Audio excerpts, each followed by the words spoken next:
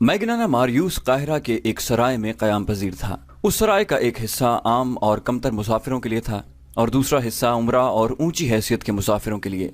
इस हिस्से में दौलतमंद ताजिर भी क़याम करते थे। उनके लिए शराब और नाचने गाने वालियां भी मुहैया की जाती थीं। मैग्नाना मारियूस उसी खास हिस्से में ठहरा। मोबी को उसने अपनी बीवी बताया और अपने साथी को मोतमिद मुलाजिम। मोबी की खूबसूरती और जवानी ने सराय वालों पर मैग्नाना मारियूस का रोब तारी कर दिया। ऐसी हसीन और जवान बीवी किसी बड़े दौलतमंद की ही हो सकती थी। सराय वालों ने उसकी तरफ खुसूसी तवज्जो दी। मोबी ने अपने आप को मुसलमान जाहिर करके सलाहुद्दीन अय्यूबी के घर और दफ्तर के मुताल्लिक मालूमात हासिल कर ली। उसने ये भी मालूम कर लिया कि सुल्तान अय्यूबी ने सूडानियों को माफ़ी दे दी है और सूडानी फौज तोड़ दी है। उसे ये भी पता चल गया कि सूडानी सालारों और कमांदारों वगैरह ने हरम खाली कर दिए हैं और ये भी कि उन्हें ज़रई ज़मीनें दी जा रही हैं।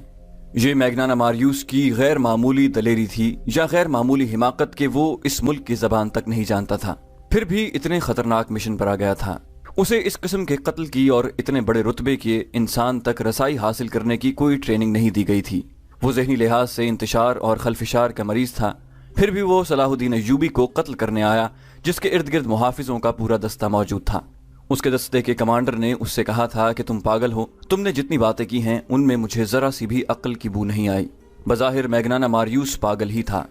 ये एक तारीखी हकीकत है कि बड़े आदमियों को कत्ल करने वाले उमूमन पागल होते हैं। अगर पागल नहीं तो उनके जहनी तवाजुन में कुछ न कुछ गड़बड़ जरूर होती है। यही कैफियत इटली के इस सजा याफ्ता आदमी की थी। उसके पास एक हथियार ऐसा था जो ढाल का काम भी दे सकता था। ये थी मोबी। मोबी मिस्र की सिर्फ जबान ही नहीं जानती थी, बल्कि उसे और उसकी मरी हुई 6 साथी लड़कियों को मिस्री और अरबी मुसलमानों के रहन सहन, तहजीब व तमद्दुन और दीगर माशरती ऊंच नीच के मुताल्लिक लंबे अरसे की ट्रेनिंग दी गई थी। वो मुसलमान मर्दों की नफ्सियात से भी वाकिफ थी, अदाकारी की माहिर थी और सबसे बड़ी खूबी ये कि वो मर्दों को उंगलियों पर नचाना और बवक्त ज़रूरत अपना पूरा जिस्म नंगा करके किसी मर्द को पेश करना भी जानती थी। ये तो कोई नहीं बता सकता कि बंद कमरे में मैग्नाना मारियूस, मोबी और उनके साथी ने क्या बातें की और क्या मंसूबा बनाया। अलबत्ता ऐसा सबूत पुरानी तहरीरों में मिलता है कि 3-4 रोज सराय में क़याम के बाद मैग्नाना मारियूस बाहर निकला तो उसकी दाढ़ी धुली धुलाई थी। उसके चेहरे का रंग सूडानियों की तरह गहरा, जो मसनूई हो सकता था लेकिन मसनूई लगता नहीं था। उसने मामूली किस्म का चुगा और सर पर मामूली किस्म का रुमाल और इमामा बांध रखा था।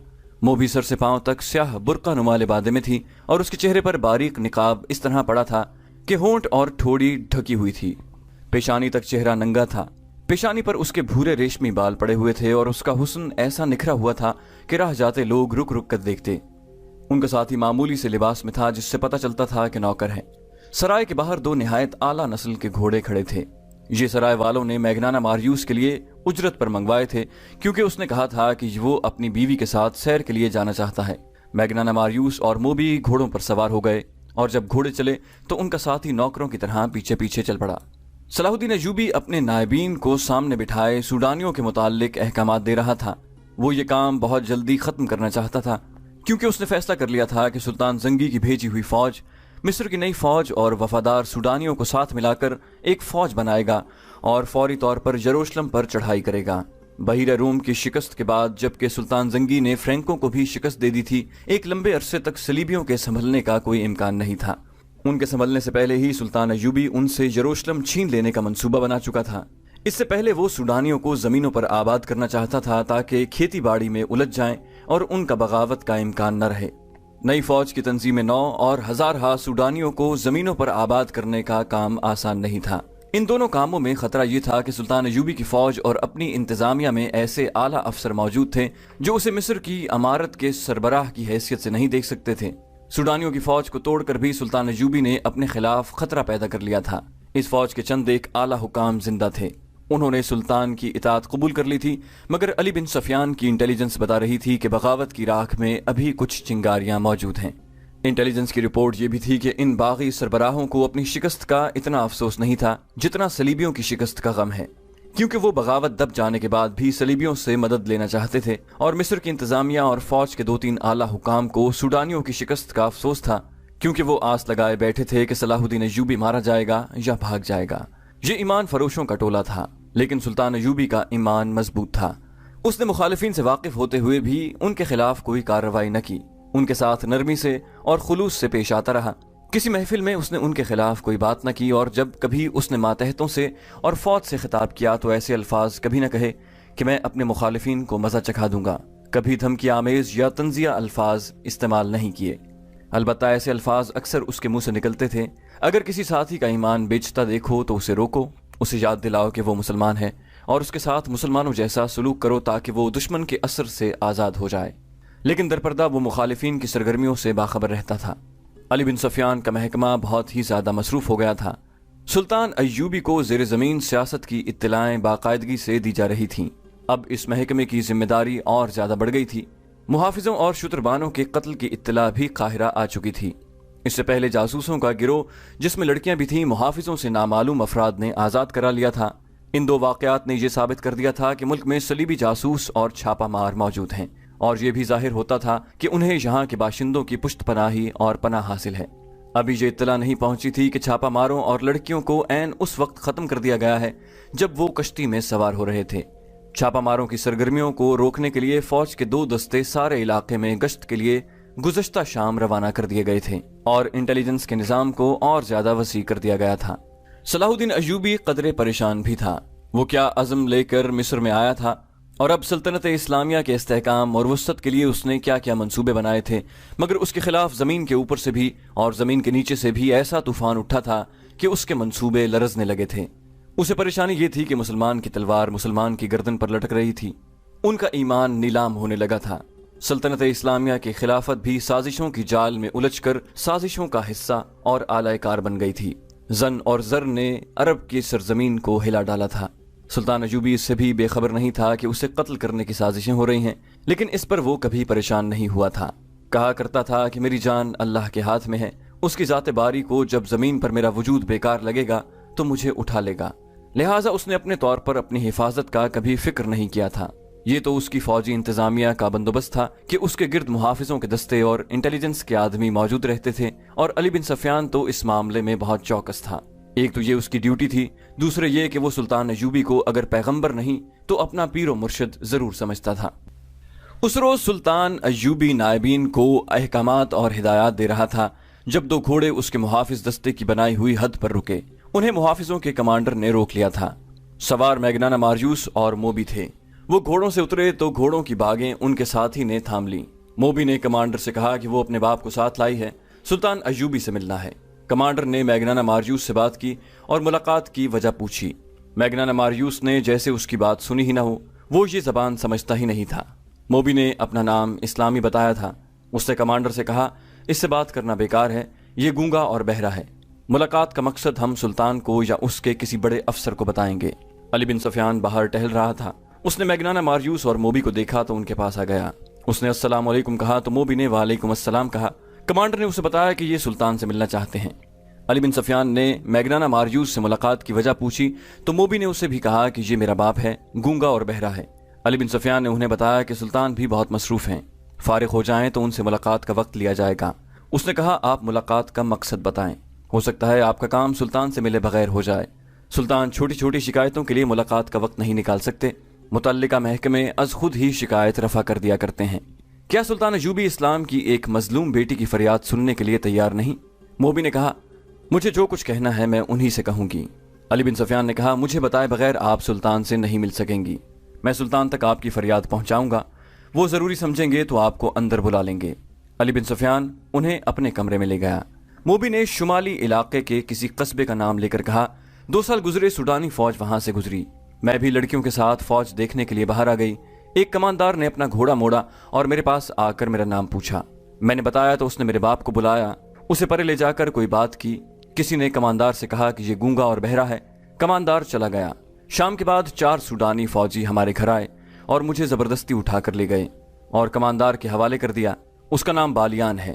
وہ مجھے اپنے ساتھ لے آیا اور حرم میں رکھ لیا۔ اس کے پاس 4 اور لڑکیاں تھیں۔ میں نے اسے کہا کہ میرے ساتھ باقاعدہ شادی کر لے، لیکن اس نے مجھے شادی کے بغیر ہی بیوی بنائے رکھا۔ 2 سال اس نے مجھے اپنے پاس رکھا۔ سوڈانی فوج نے بغاوت کی تو بالیان چلا گیا، معلوم نہیں کہ مارا گیا ہے یا قید میں ہے۔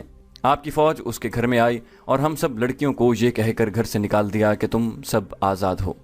میں اپنے گھر چلی گئی۔ میرے باپ نے شادی کرنی چاہی تو سب نے مجھے قبول کرنے سے انکار کر دیا، کہتے ہیں کہ یہ حرم کی چھوڑی ہوئی ہڈی ہے۔ वहां लोगों ने मेरा जीना हराम कर दिया है। हम सराय में ठहरे हैं। सुना था कि सुल्तान सूडानियों को जमीन और मकान दे रहे हैं। मुझे आप बालियान की दाश्ता या उसकी बीवी समझकर यहाँ जमीन और मकान दे दें ताकि मैं उस कस्बे से निकल जाऊं, वरना मैं खुदकुशी कर लूंगी या घर से भागकर कहीं तवाइफ बन जाऊंगी। अली बिन सफियान ने कहा, आपको जमीन सुल्तान से मिले बगैर मिल जाएगी तो सुल्तान से मिलने की क्या जरूरत है? मोबी ने कहा, हाँ फिर भी मिलने की जरूरत है। उसे आप अकीदत भी कह सकते हैं। मैं सुल्तान को सिर्फ ये बताना चाहती हूँ कि उसकी सल्तनत में औरत खिलौना बनी हुई है। दौलतमंदों और हाकिमों के यहाँ शादी का रिवाज खत्म हो गया है। खुदा के लिए औरत की इस्मत को बचाओ और औरत की अजमत बहाल करो। सुल्तान से ये कहकर शायद मेरे दिल को सुकून आ जाए। मैगनाना मार्यूस इस तरह खामोश बैठा रहा जैसे उसके कान में कोई बात नहीं पड़ रही। अली बिन सफियान ने मोबी से कहा कि सुल्तान को इजलास से फारिग होने दें, फिर उनसे मुलाकात की इजाज़त ली जाएगी। ये कहकर अली बिन सफियान बाहर निकल गया। वो बहुत देर बाद आया और कहा कि वो सुल्तान से इजाज़त लेने जा रहा है। वो सुल्तान अयूबी के कमरे में चला गया और खासी देर बाद आया। उसने मोबी से कहा कि अपने बाप को सुल्तान के पास ले जाओ। उसने उन्हें सुल्तान अयूबी का कमरा दिखा दिया। कमरे में दाखिल होने से पहले दोनों ने बाहर की तरफ देखा। वो गालिबन कत्ल के बाद वहां से निकलने का रास्ता देख रहे थे। सुल्तान कमरे में अकेला था। उसने दोनों को बिठाया और मोबी से पूछा, क्या तुम्हारा बाप पैदाइशी गूंगा और बहरा है? मोबी ने जवाब दिया, हाँ सुल्तान मोहतरम, ये इसका पैदाइशी नक्स है। सुल्तान अयूबी बैठा नहीं, कमरे में टहलता रहा और बोला, मैंने तुम्हारी शिकायत और मुतालिबा सुन लिया है। मुझे तुम्हारी साथ पूरी हमदर्दी है। मैं तुम्हें यहाँ जमीन भी दूंगा और मकान भी बनवा दूंगा। सुना है तुम कुछ और भी मुझसे कहना चाहती हो। मोबी ने कहा, अल्लाह आपका इकबाल बुलंद करे। आपको बता दिया होगा कि मेरे साथ कोई आदमी शादी नहीं करना चाहता। लोग मुझे हरम की छोड़ी हुई हड्डी, फाहिशा और बदकार कहते हैं और मेरे बाप को कहते हैं कि उसने बेटी बेच डाली थी। आप मुझे जमीन और मकान तो दे देंगे, लेकिन मुझे एक खामद की जरूरत है जो मेरी इज्जत की रखवाली करे। उसने झिझक कर कहा, मैं ऐसी बात कहने की जरूरत नहीं कर सकती, लेकिन अपनी माँ की अर्जदाश्त आप तक पहुंचाना चाहती हूँ कि आप अगर मेरी शादी नहीं करा सकते तो मुझे अपने हरम में रख लें। आप मेरी उम्र, मेरी शक्ल सूरत और मेरा जिस्म देखें। क्या मैं आपके काबिल नहीं हूँ? ये कहकर उसने मैगनाना मार्यूस के कंधे पर हाथ रखकर दूसरा हाथ अपने सीने पर रखा और सुल्तान अयूबी की तरफ इशारा किया। ये इशारा शायद पहले से तयशुदा था। मैगनाना मार्यूस ने दोनों हाथ जोड़कर सुल्तान अयूबी की तरफ किए और फिर मोबी के हाथ पकड़कर सुल्तान अयूबी की तरफ बढ़ाए, जैसे वो ये कह रहा था कि मेरी बेटी को कबूल कर लो। सुल्तान अयूबी ने कहा, मेरा कोई हरम नहीं लड़की। मैं मुल्क से हरम और कहबा खाने और शराब खत्म कर रहा हूँ। बात करते करते उसने अपनी जेब से एक सिक्का निकाला और हाथ में उछालने लगा। उसने कहा, मैं औरत की इज्जत का मुहाफिज बनना चाहता हूँ। ये कहते कहते वो दोनों की पीठ के पीछे चला गया और सिक्का हाथ से गिरा दिया। सिक्के के नीचे गिरने की आवाज आई तो मैगनाना मार्यूस ने चौंक कर पीछे देखा और फिर फौरन ही सामने देखने लगा। सुल्तान अयूबी ने तेजी से अपने कमरबंद से 1 फुट लंबा खंजर निकालकर उसकी नोक मैगनाना मार्यूस की गर्दन पर रख दी और मोबी से कहा, यह शख्स मेरी जबान नहीं समझता, इसे कहो कि अपने हाथ से अपना हथियार फेंक दे। इसने जरा सी पसोपेश की तो यहां से तुम दोनों की लाशें उठाई जाएंगी। मोबी की आंखें हैरत और खौफ से खुल गईं। उसने अदाकारी का कमाल दिखाने की कोशिश की और कहा, मेरे बाप को डरा धमका कर आप मुझ पर क्यों कब्जा करना चाहते हैं? मैं तो खुद ही अपने आप को पेश कर रही हूँ। सुल्तान अयूबी ने कहा कि तुम जब महाज पर मेरे सामने आई थी तो तुम मेरी जबान नहीं बोलती थी। सुल्तान अयूबी ने खंजर की नोक मैगनाना मार्यूस की गर्दन पर रखे रखी। उसने कहा, क्या तुम इतनी जल्दी जहां की जबान बोलने लगी हो? इसे कहो हथियार फौरन बाहर निकाल दे। मोबी ने अपनी जबान में मैगनाना मार्यूस से कुछ कहा तो उसने चुगे के अंदर से हाथ डालकर खंजर बाहर निकाला, जो उतना ही लंबा था जितना सुल्तान अयूबी का था। सुल्तान ने उसके हाथ से खंजर ले लिया और अपना खंजर उसकी गर्दन से हटाकर कहा, बाकी 6 लड़कियां कहाँ हैं? मोबी ने कांपती आवाज में कहा, आपने मुझे पहचानने में गलती की है। मेरे साथ और कोई लड़की नहीं है। आप कौन सी 6 लड़कियों की बात कर रहे हैं? सुल्तान अयूबी ने कहा, मुझे खुदा ने आंखें दी हैं और खुदा ने मुझे जहन भी दिया है जिसमें वो चेहरे नक्श हो जाते हैं जिन्हें एक बार आंख देख लेती है। तुम्हारा चेहरा जो आधा नकाब में है मैंने पहले भी देखा है। तुम्हें और तुम्हारे साथी को खुदा ने इतना नाकिस जहन दिया है कि जिस काम के लिए तुम आए थे तुम उस काबिल नहीं थे। सराय में तुम दोनों खामद और बीवी थे, यहाँ आकर तुम बाप बेटी बन गए, मगर तुम हो कुछ भी नहीं। और तुम्हारा एक साथी बाहर घोड़ों के पास खड़ा है, वो तुम्हारा नौकर नहीं, उसे गिरफ्तार कर लिया गया है। ये कमाल अली बिन सफियान का था। उसे मोबी ने बताया था कि वो सराय में ठहरे हुए हैं। वो उन दोनों को अपने कमरे में बिठाकर बाहर निकल गया और घोड़े पर सवार होकर सराय में चला गया। सराय वालों से उसने उनके हुलिये बताकर पूछा तो उसे बताया गया था कि वो मियाँ बीवी हैं और उनके साथ उनका नौकर है। उसे ये भी बताया गया कि उन्होंने बाजार से कुछ कपड़े भी खरीदे थे जिनमें लड़की का बुर्का नुमा चुगा और जूते भी थे। उन्होंने अली बिन सुफियान से कहा था कि वो मियाँ बीवी हैं। उसने और कोई तफ्तीश नहीं की। उनके कमरे का ताला तोड़कर उनके सामान की तलाशी ली। उससे चंद ऐसी चीजें बरामद हुई जिन्होंने शक को यकीन में बदल दिया। अली बिन सुफियान समझ गया कि सुल्तान अयूबी से उनका तन्हाई में मिलने का मतलब क्या हो सकता है। उसने उनके घोड़े देखे। आला नस्ल के तेज रफ्तार घोड़े थे। सराय वाले से उनके घोड़ों के मुतालिक पूछा गया तो उसने बताया कि ये तीनों मुसाफिर ऊंटों पर आए थे और ये घोड़े लड़की ने ये कहकर मंगवाए थे कि निहायत अच्छे हों और तेज रफ्तार हों। सराय वाले ने यह भी बताया कि लड़की का खावंद गूंगा है और नौकर भी गूंगा मालूम होता है। वो किसी से बात नहीं करता। दरअसल वो भी यहाँ की जबान नहीं जानता था। अली बिन सुफियान ने वापस आकर देखा कि इजलास खत्म हो गया है तो वो सुल्तान अयूबी के पास चला गया। उसे उनके मुतालिक बताया और वो कहानी भी सुनाई जो लड़की ने उसे सुनाई थी। फिर सराय से जो मालूमात उसने हासिल की थी और उनके सामान से जो मशकूक चीजें बरामद की थीं वो दिखाईं और अपनी राय ये दी कि आपको कत्ल करने आए हैं, आपसे तन्हाई में मिलना चाहते हैं। उन्होंने ये मंसूबा बनाया होगा कि आपको कत्ल करके निकल जाएंगे। जितनी देर में किसी को पता चलेगा उतनी देर में वो तेज रफ्तार घोड़ों पर सवार होकर शहर से दूर जा चुके होंगे। और ये भी हो सकता है कि ये लोग आपको इतनी खूबसूरत लड़की के चक्कर में डालकर ख्वाबगाह में कत्ल करना चाहते हों। सुल्तान अयूबी सोच में पड़ गया। फिर कहा, इन्हें अभी गिरफ्तार न करो, मेरे पास भेज दो। अली बिन सुफियान ने उन्हें अंदर भेज दिया और खुद सुल्तान के कमरे के दरवाजे के साथ खड़ा रहा।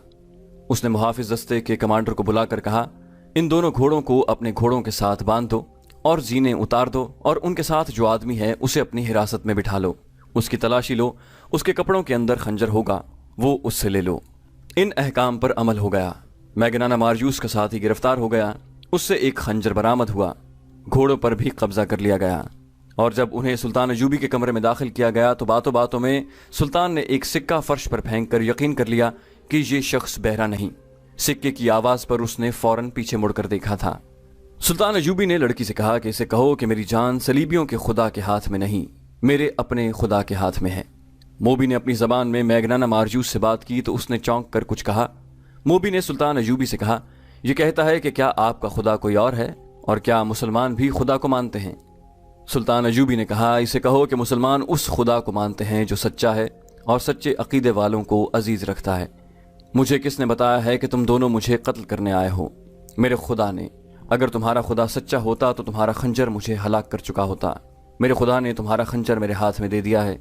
उसने एक तलवार कहीं से निकाली और चंद और अशिया उन्हें दिखाकर कहा, ये तलवार और ये चीजें तुम्हारी हैं। ये तुम्हारे साथ समंदर पार से आई हैं। तुमसे पहले ये मुझ तक पहुंच गई हैं। मैगनाना मारजूस हैरत से उठ खड़ा हुआ। उसकी आंखें उबल कर बाहर आ गईं। जितनी बातें हुई वो मोबी की वसातत से हुई। मैगनाना मारजूस ने बोलना शुरू कर दिया और वो सिर्फ अपनी जबान बोलता समझता था। खुदा के मुतालिक ये बातें सुनकर उसने कहा, यह शख्स सच्चे अकीदे का मालूम होता है। मैं इसकी जान लेने आया था लेकिन अब मेरी जान इसके हाथ में है। इसे कहो कि तुम्हारे सीने में एक खुदा है, वो मुझे दिखाए। मैं उस खुदा को देखना चाहता हूं जिसने उसे इशारा दिया है कि हम इसे कत्ल करने आए हैं। सुल्तान अयूबी के पास इतनी लंबी चौड़ी बातों का वक्त नहीं था। उसे चाहिए था कि इन दोनों को जल्लाद के हवाले कर देता, लेकिन उसने देखा कि यह शख्स भटका हुआ मालूम होता है। अगर ये पागल नहीं तो ये जहनी तौर पर गुमराह जरूर है। चुनाचे उसने उसके साथ दोस्ताना अंदाज से बातें शुरू कर दी। इस दौरान अली बिन सुफियान अंदर आ गया। वो देखना चाहता था कि सुल्तान खैरियत से तो है। सुल्तान अयूबी ने मुस्कुरा कर कहा, सब ठीक है अली, मैंने इनसे खंजर ले लिया है। अली बिन सुफियान सुकून की आह भर कर बाहर चला गया। मैगनाना मारजूस ने कहा, पेशतर इसके कि सुल्तान मेरी गर्दन तन से जुदा कर दे, मैं अपनी जिंदगी की कहानी सुनाने की मोहलत चाहता हूँ। सुल्तान ने इजाजत दे दी। मैगनाना मारजूस ने बिल्कुल वो कहानी जो रात सहरा में उसने अपनी पार्टी कमांडर और अपने साथियों को सुनाई थी, मिन्नोअन सुल्तान अयूबी को सुना दी। अब कि उसने सलीब पर लटकते हुए हजरत ईसा अलैहिस्सलाम के बुत, कंवारी मरियम की तस्वीर और पादरियों के उस खुदा से जिससे वो पादरी की इजाजत के बगैर बात भी नहीं कर सकता था, बेजारी का इजहार और ज्यादा शिद्दत से किया और कहा, मरने से पहले मुझे खुदा की एक झलक दिखा दो। मेरे खुदा ने बच्चों को भूखा मार दिया है, मेरी माँ को अंधा कर दिया है, मेरी बहन को शराबी वहशियों का कैदी बना दिया है और मुझे 30 सालों के लिए कैद खाने में बंद कर दिया है। मैं वहां से निकला तो मौत के मुंह में आ पड़ा। सुल्तान मेरी जान तेरे हाथ में है, मुझे सच्चा खुदा दिखा दे, मैं उससे फरियाद करूंगा, उससे इंसाफ मांगूंगा। सुल्तान अयूबी ने कहा, तेरी जान मेरे हाथ में नहीं, मेरे खुदा के हाथ में है। اگر میرے ہاتھ میں ہوتی تو اس وقت تک تم میرے جلاد کے پاس ہوتے۔ میں تمہیں وہ سچا خدا دکھا دوں گا جو تیری گردن مارنے سے مجھے روک رہا ہے، لیکن تجھے اس خدا کا سچا عقیدہ قبول کرنا ہوگا، ورنہ خدا تمہاری فریاد نہیں سنے گا اور انصاف بھی نہیں ملے گا۔ سلطان ایوبی نے اس کا خنجر اس کی گود میں پھینک دیا اور خود اس کے پاس جا کر اس کی طرف پیٹھ کر کے کھڑا ہو گیا۔ موبی سے کہا، اسے کہو کہ میں اپنی جان اس کے حوالے کرتا ہوں، یہ خنجر میری پیٹھ میں گھونپ دے۔ میگنانا ماریوس نے خنجر ہاتھ میں لے لیا، اسے غور سے دیکھا، سلطان ایوبی کی پیٹھ پر نگاہ دوڑائی، اٹھا اور سلطان کے سامنے چلا گیا۔ اسے سر سے پاؤں تک دیکھا۔ یہ سلطان ایوبی کی جلالی شخصیت کا اثر تھا یا سلطان کی آنکھوں کی چمک میں اسے سچا خدا نظر آ گیا کہ اس کے ہاتھ کانپے۔ اس نے خنجر سلطان ایوبی کے قدموں میں رکھ دیا، دوزانو بیٹھ گیا اور سلطان کا ہاتھ چوم کر زارو قطار رونے لگا۔ موبی سے کہا، اسے کہو کہ یا تو یہ خود خدا ہے یا اس نے خدا کو اپنے سینے میں قید رکھا ہے، اسے کہو مجھے اپنا خدا دکھا دو۔ سلطان ایوبی نے اسے اٹھایا اور سینے سے لگا کر اپنے ہاتھ سے اس کے آنسو پہنچے۔ وہ تو بھٹکا ہوا انسان تھا، اس کے دل میں مسلمانوں کے خلاف نفرت بھر دی گئی تھی اور اسلام کے خلاف زہر ڈالا گیا تھا۔ پھر حالات نے اسے اپنے مذہب سے بیزار کیا۔ یہ ایک قسم کا پاگل پن تھا اور ایک تشنگی تھی جو اسے ایسی خطرناک مہم پر لے آئی تھی۔ سلطان ایوبی اسے بے گناہ سمجھتا تھا، لیکن اسے آزاد بھی نہ کیا بلکہ اپنے پاس رکھ لیا۔ موبی باقاعدہ ٹریننگ لے کر آئی تھی اور مفرور جاسوسہ تھی۔ یہ وہ 7ویں لڑکی تھی جس نے صلیبیوں کا پیغام سوڈانیوں تک پہنچایا اور بغاوت کرائی تھی۔ وہ ملک کی دشمن تھی، اسے اسلامی قانون نہیں بخش سکتا تھا۔ سلطان نے اسے اور اس کے ساتھی کو علی بن سفیان کے حوالے کر دیا۔ تفتیش میں دونوں نے اقبال جرم کر لیا اور یہ بھی بتا دیا کہ رسد کے قافلے کو انہوں نے ہی لوٹا تھا اور لڑکیوں کو بھی انہوں نے آزاد کرایا اور محافظ دستے کو ہلاک کیا تھا اور بالیان اور اس کے ساتھیوں کو بھی انہوں نے ہلاک کیا تھا۔ یہ تفتیش 3 دن جاری رہی۔ اس دوران میگنانا ماریوس کا دماغ روشن ہو چکا تھا۔ ایک بار اس نے سلطان ایوبی سے پوچھا، کیا آپ نے اس لڑکی کو مسلمان کر کے حرم میں داخل کر لیا ہے؟ آج شام کو اس سوال کا جواب دوں گا، سلطان ایوبی نے جواب دیا۔ شام کے وقت سلطان ایوبی نے میگنانا ماریوس کو ساتھ لیا اور کچھ دور لے جا کر ایک احاطے میں لے گیا۔ لکڑی کے 2 تختے پڑے تھے، ان پر سفید چادریں پڑی ہوئی تھیں۔ سلطان ایوبی نے چادروں کو ایک طرف سے اٹھا دیا اور میگنانا ماریوس کو دکھایا۔ اس کے چہرے کا رنگ بدل گیا۔ اس کے سامنے موبی کی لاش پڑی تھی اور دوسرے تختے پر اس کے ساتھی کی لاش تھی۔ سلطان ایوبی نے موبی کے سر پر ہاتھ رکھ کر پیچھے کھینچا، گردن کندھے سے جدا تھی۔ اس نے میگنانا ماریوس سے کہا، میں اسے بخش نہیں سکتا تھا، تم اسے اپنے ساتھ لائے تھے، میں اس کے حسن اور جسم پر فدا ہو جاؤں، مگر اس کا جسم مجھے ذرہ بھر اچھا نہیں لگا۔ یہ ناپاک جسم تھا، یہ اب مجھے اچھا لگ رہا ہے۔ اب جبکہ اس جسم سے اتنی حسین شکل و صورت جدا ہو چکی ہے، مجھے یہ بہت اچھی لگ رہی ہے، اللہ اس کے گناہ معاف کرے۔ سلطان، میگنانا ماریوس نے پوچھا، آپ نے مجھے کیوں بخش دیا؟ سلطان ایوبی نے جواب دیا، اس لیے کہ تم مجھے قتل کرنے آئے تھے، مگر یہ میری قوم کے کردار کو قتل کرنے آئی تھی، اور یہ تمہارا ساتھی بھی سوچے سمجھے منصوبے کے تحت بہت سے لوگوں کا قاتل بنا، اور تم نے میرا خون بہا کر خدا کو دیکھنا چاہا تھا۔ چند ہی دنوں بعد میگنانا ماریوس سیف اللہ بن گیا، جو بعد میں سلطان ایوبی کے محافظ دستے میں شامل ہوا، اور جب سلطان ایوبی خالق حقیقی سے جا ملا تو سیف اللہ نے زندگی کے آخری 17 برس سلطان صلاح الدین ایوبی کی قبر پر گزار دیے۔ آج کسی کو بھی معلوم نہیں کہ سیف اللہ کی قبر کہاں ہے۔